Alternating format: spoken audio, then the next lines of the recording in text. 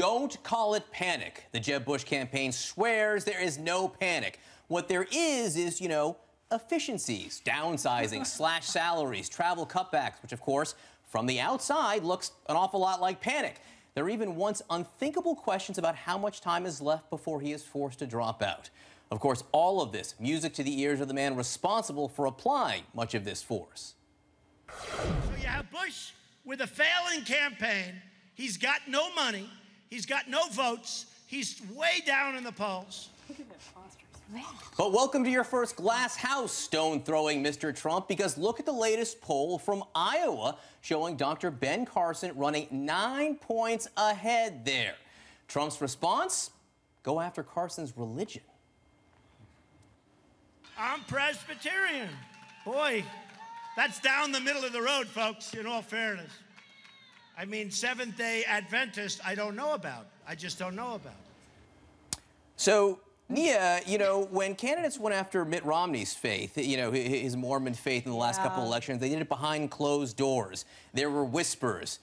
Wow. I mean, that's rough there's stuff. no whisper there. Yeah, it's rough stuff, particularly because this is a real strength, right, for Ben Carson. He, for years, has built up a real base among evangelicals. It is true, though, that some evangelicals are a little skeptical of the Adventist faith. There's some differences in terms of doctrine there. I don't know if Donald Trump is aware of that, but he's certainly highlighting that. I do think it's dangerous, though, for Donald Trump, because, again, this is Ben Carson's strength. He's also talked about him being low energy, and I think Ben Carson's comeback was like, I've done 12 to 18 hours of surgery, which I think... Do you know which presidential candidate has talked about faith in ways that we've rarely heard before?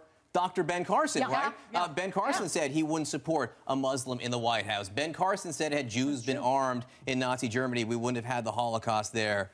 So has he opened the door to this a little bit more? I mean, kind of. Also, Donald Trump has proved so far that you can, do the most, whatever political, conventional wisdom would tell you not to do, on women, on, whatever, and here he is still. So I think he's decided to kind of live or die by the sword, on his own terms. It's just, he's just doing it his way. And part of it, too, John, is that, Trump has had this campaign where he just constantly points to how he's in first place everywhere. He's leading in all the polls in Iowa, New Hampshire, nationally. Now, what happens when he starts to slip, as we saw in these 2 Iowa polls where he's in second place? What is his talking point then? And how does he deal with that? Can he even handle that personally from being second or third place? But he knows that nobody is going to do to him what he's doing to them. That nobody is going to call him out on his hairdo or whatever the same way. What does Ben Carson do about this all of a sudden now that he's winning somewhere? Well, that's going to be a fascinating question, because Ben Carson actually hasn't been campaigning very often. We haven't seen him on the campaign trail very much. He's on a book tour, and a lot of his support is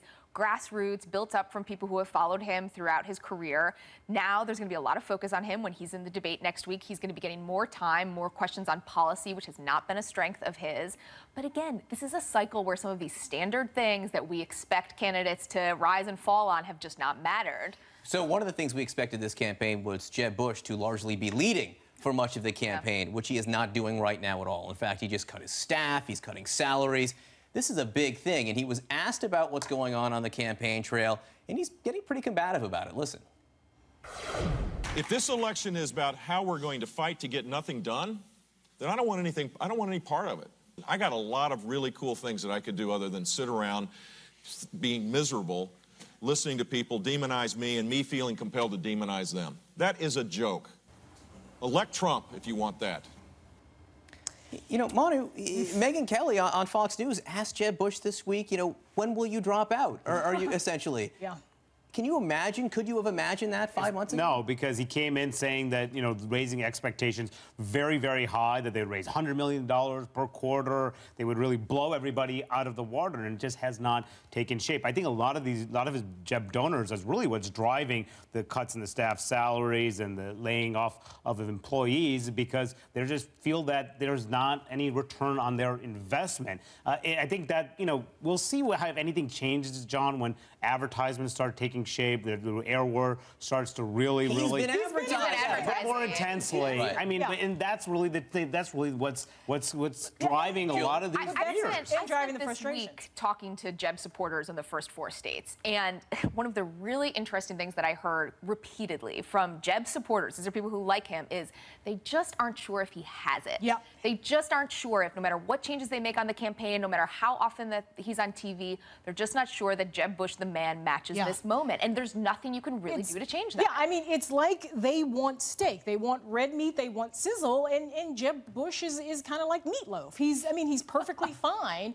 but no one gets excited about meatloaf. Yeah, it's like turkey. I've heard people say that he needs a Hillary Clinton-like performance at this debate to set this back on track. That's a high bar potentially, right? I mean, that's true. When we talk about panic, I think there is obviously a measured panic going on here. The kind of rational part of Jeb Bush says there's no way that Donald Trump and Ben Carson are going to be the nominees of the party. What I need to do is retrench, figure out how to pace my assets a little bit longer. He's got to do it. And be a little more strategic. New Hampshire is a bigger problem than it should be for him. Right. He's starting to realize that. But He's got to do it. He's got to do it. And he's got to do it now.